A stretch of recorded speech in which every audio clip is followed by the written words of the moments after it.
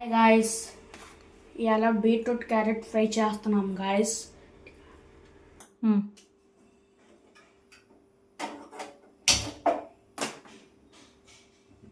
ఇప్పుడు బాండిల్ పెట్టుకుందాం గాయస్.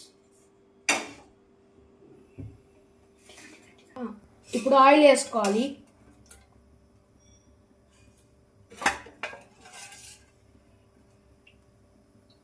ఒక స్పూన్ తాలింపు గింజలు వేసుకోవాలి గాయస్. ఇప్పుడు జీలకర్ర వేయాలి గాయస్.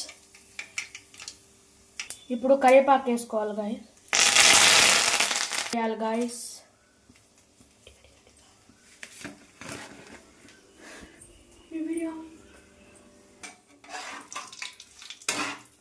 ఇప్పుడు క్యారెట్ బీట్రూట్ వేసుకుందాం.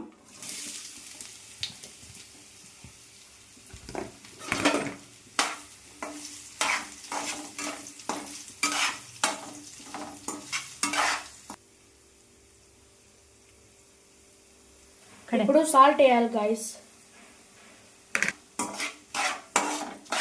ఇప్పుడు కొంచెం పసుపు వేసుకోవాలి గాయస్.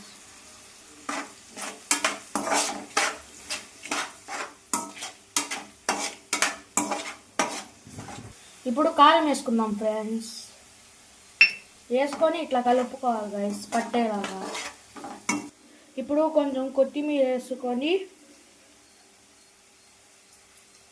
స్టవ్ ఆపేయండి గాయస్. ఒకసారి కలుపుకొని